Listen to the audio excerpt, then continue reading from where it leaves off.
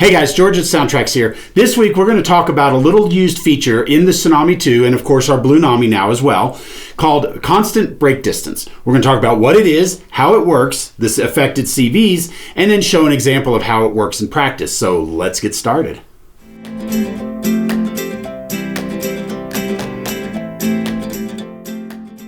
Now, many of you guys have seen layouts that operate automatically, and a lot of them are based on track detection, where a track enters a particular detection zone, and then that triggers the next string of commands. This can be done either through a computer automated system. You can have, NCE has what's called a mini panel that they put in their system to allow certain commands to be triggered automatically.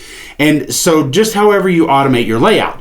But one of the biggest questions of automating a layout is, where does my train stop when I try to stop it? Because if you're extending beyond where your train is supposed to stop, now you run into issues of potentially impeding other traffic on the same section, crossing into a new detection block, which screws up all your detections, or any of these many different things that potentially can happen.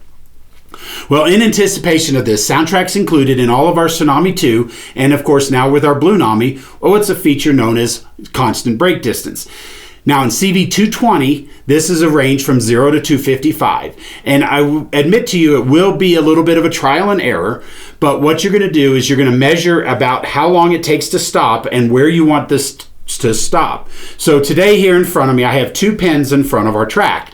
One here to indicate where we're going to trigger the zero motion command, and then where our locomotive is going to stop every time. Now, for this demonstration, I have set CV220 to a value of 50.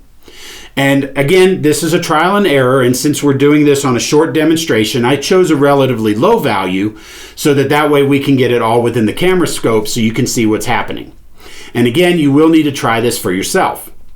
Now, the way this works is as your locomotive is running down the track, let's say at speed step 20-25. In order for constant brake distance to be triggered, you actually need to send a zero motor command, which basically tells the locomotive to come to a stop.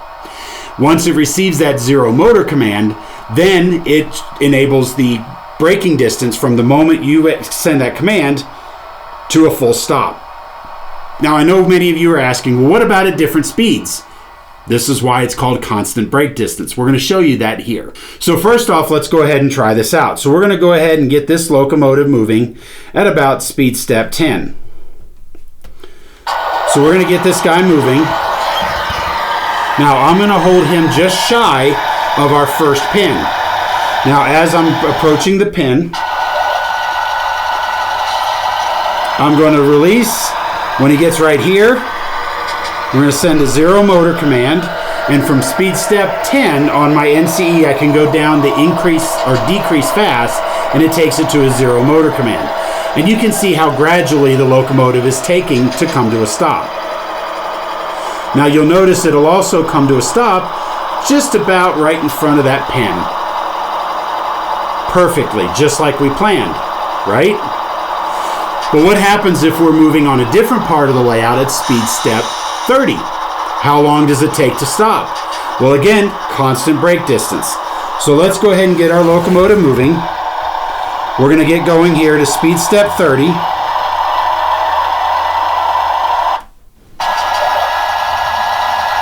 Now I'm holding it, so it's just losing track power for a moment.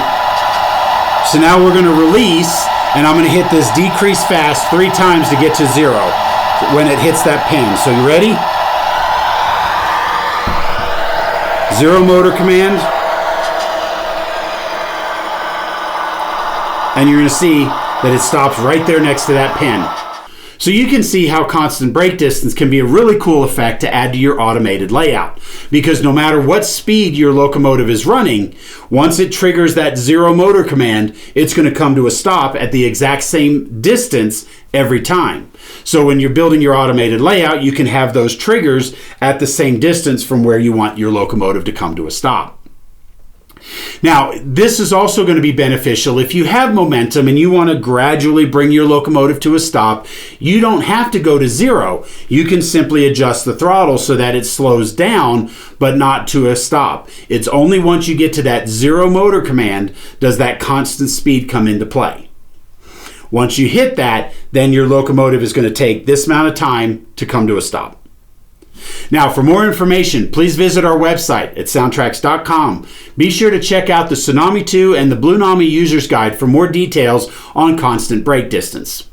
Now, if you're new to our channel, please be sure to like this video, subscribe to our channel, and hit that notification bell so that you can be notified every week when we post our new videos like this that feature all kinds of cool things about the Tsunami 2, the Blue Nami, and SoundTraxx products in general.